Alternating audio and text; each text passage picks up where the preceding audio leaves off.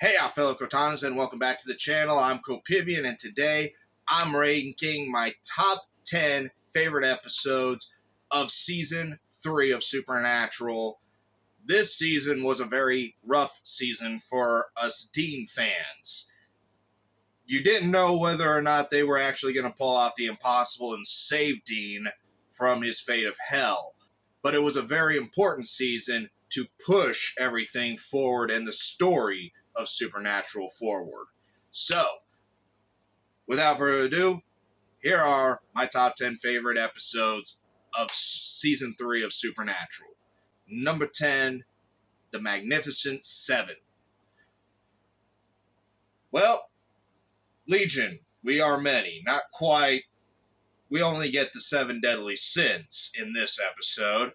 And we also get the introduction of Ruby, the great hell bitch who would eventually twist and pull Sam every which way without much of a thank you very much and we'll see you later.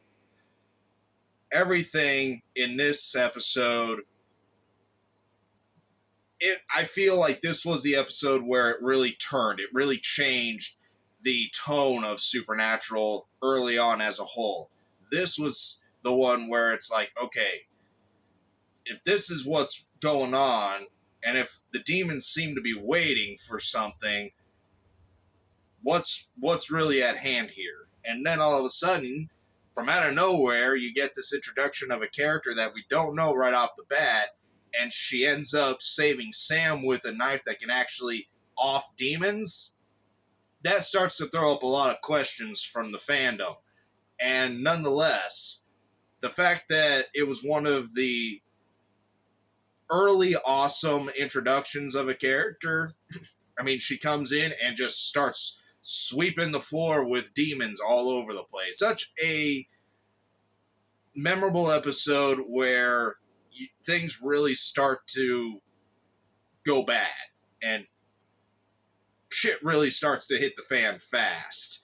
Number 9, a lot of people don't like this one. Red Sky at Morning. A lot of people don't like this episode for various reasons. The writing, granted, wasn't very good. But it's very interesting to see how Sam and Dean work with Bella. And that was the main reason why I think this episode has always been one of my favorites from Season 3 is just because Bella is so untrustworthy. Even at this point, she's so untrustworthy, but they know they have to work with her in order to try and get the hand of the vengeful spirit, to try and stop him from killing more people. Well, that kind of goes awry after Bella once again does her little duping of Dean and takes the hand and sells it off, and then she sees the ghost ship. Well, how do we fix that? Well, there's only one way to fix that. We have to summon the brother's spirit who wronged his brother in life and give him what he wants. True revenge on his brother, which, when you think about it that way, it actually makes a lot of sense with this story, but you can't help but still realize those little things that were definitely off about this episode. Number 8, Bad Day at Black Rock. Oh, hilarity ensues in this one. Never ever, kids, go find a rabbit's foot because it's guaranteed that it's just a cursed object and it's not to bring you luck. It's to bring you really, really bad luck.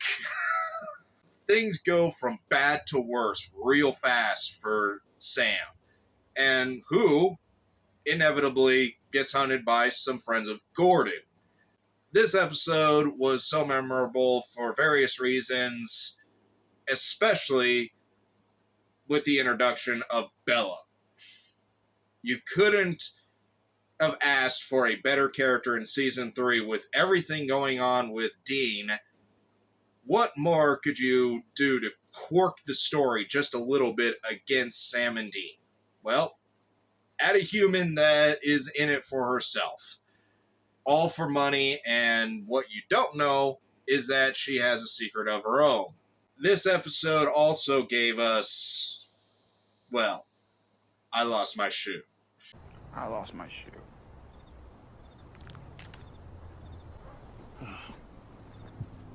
Number 7, bedtime stories. The story of the 3 little pigs and the wolf start off this episode, and we don't know that it's that until we go through a little more in the episode. It's a very unique episode within Supernatural because it's not a straight up vengeful spirit, and it's more of a spirit that's trying to communicate. But instead of being able to communicate with anybody properly, her dad, the doctor, is telling her grim fairy tales due to a very bad stepmother. Everything about this episode was... when you first see this episode, it throws you for a loop. It's like, okay, where are we going with this, guys? And then they take it in the realm of fairy tales.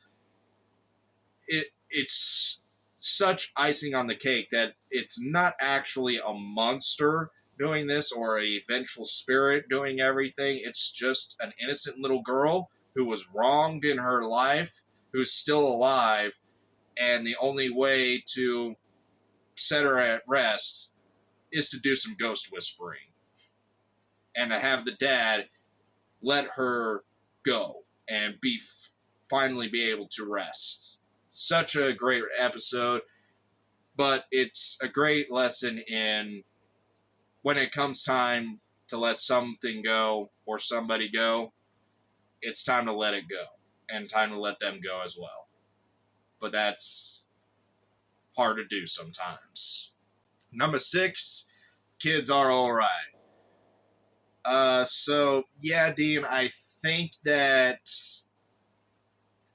might make you pokey. I'm just saying, it might make you pokey, Dean. When a prospect of going to hell sends you on a mission to try and get in as much fun before your time comes, you gotta take it in any way you can. Unfortunately, in this case for Dean, it takes him down the road of a job, and he's not able to fulfill his destiny. With Dean trying to figure out if Ben, Lisa's kid, we finally get introduced to more of Dean's backstory as Lisa comes into the story, and her son Ben, who just happens to be the same age as when it would have been that Dean and Lisa were together the last time, turns out to have a very wicked monster in this one. Everything that could be right with this episode was right. Number 5, Dream a Little Dream of Me. Close to the end of the episode, when Dean is in the dream world and he talks to himself and shoots with the shotgun and he flies back and then comes back awake with a black eye saying, "This is what you're going to become." Such that right there, memorable all on its own, is one of the biggest reasons why this episode is one of my favorites. Also, it's one of my favorites because it utilizes a different kind of monster to a degree. Instead of it being a monster like a vampire or werewolf or ghost or demon or anything like that, it's a human utilizing the dream world, similar to Freddy Krueger to a degree, only he's still very much alive and he learned how to control people's dreams through this African dream route. A fascinating little piece that honestly I don't think got used enough. Dream a Little Dream of Me starting out with Bobby being in a dream world and Sam and Dean having to quickly figure out how to save Bobby as he sits in the hospital. Such a, right there, the driving force of they could very possibly lose another father figure just a season after they lost their main father figure in John. Once again, Bella had to come in, and we learned that Sam might have a little thing for Bella. Doesn't like her, but still, if he had the chance, he would, clearly. Number 4, Mystery Spot. That damn trickster, turning out eventually to be an archangel.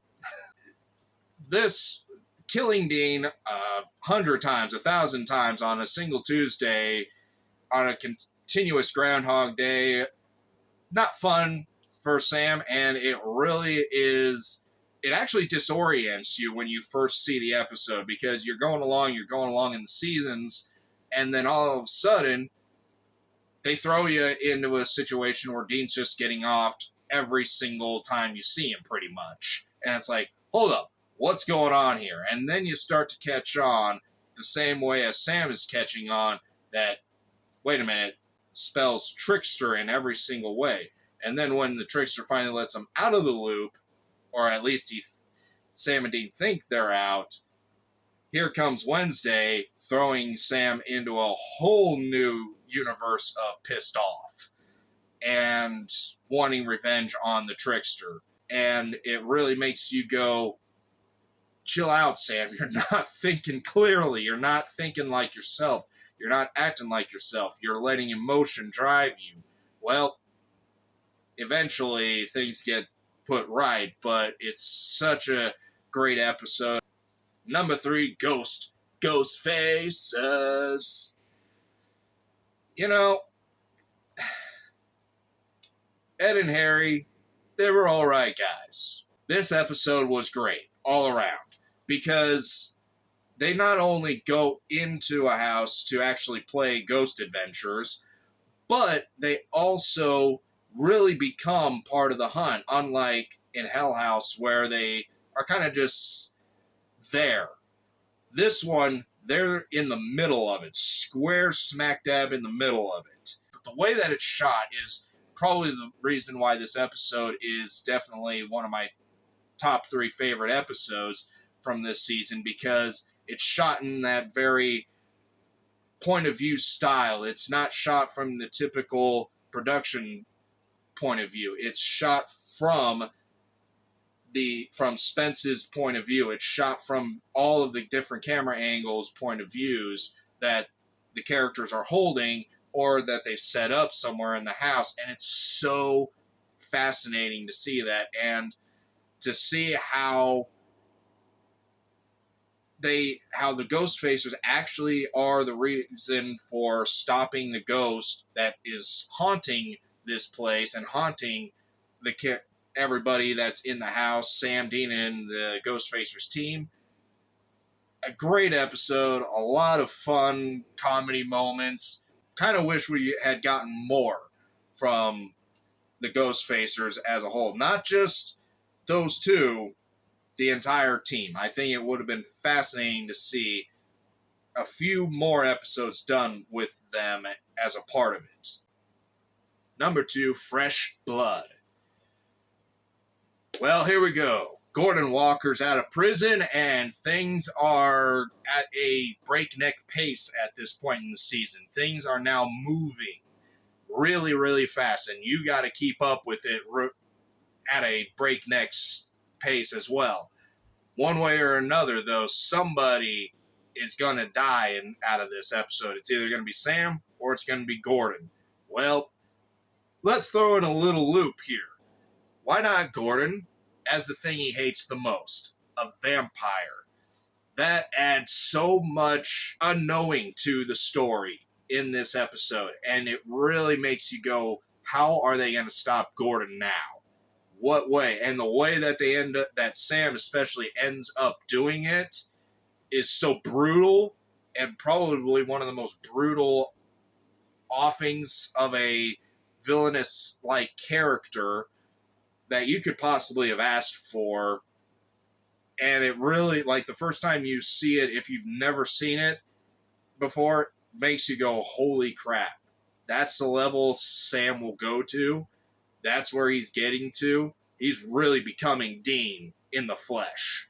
Interesting even more to see how the vampire right off the fact of turning into a vampire affects the senses of a human and how it's changing things and the light and the sound and the blood and everything. It's just amazing to see that and really go into that. Not a lot of things, TV shows or movies, have done that before, and it's always fascinating to really see how that affects an individual. Number one, Justin Bello. This episode was one of my favorites, or is my favorite from season 3, mainly because of the fact they get trapped by Bella in an apartment, and Henriksen comes and finally grabs them up. Just when things seem the most dire, you couldn't have asked for a more dire moment, as when the demon storm comes to the little town and traps Henriksen and the rest of everybody else, all the civilians, along with Sam and Dean in there. And then you got them surrounded by demons on the outside. Ruby comes a part of it and tries to off a virgin, which of course Dean doesn't like, because nobody's killing any virgins here. Everything in this episode that's leading up to one of the coolest exorcisms in the Supernatural show. The fact that they open the doors, let everybody in, and you see this black storm of demon smoke hovering on the ceiling, and then it bursts into flames. One of the coolest moments in Supernatural. Honestly, if you want to do a version of Night of the Living Dead in Supernatural, that's kind of the best way to do it. Not the only time they've been trapped in a building, especially early in the seasons, but it was one of the few times where it really felt detrimental to everybody, including Sam and Dean.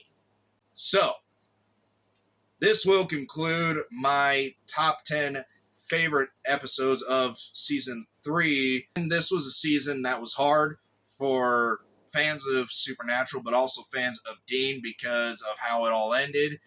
But it was still one that was very important to the show moving forward. I thank you all so much for watching. Always remember to imagine your dream, create your happiness, and live your life on the edge, and I will see you in that next episode. See ya.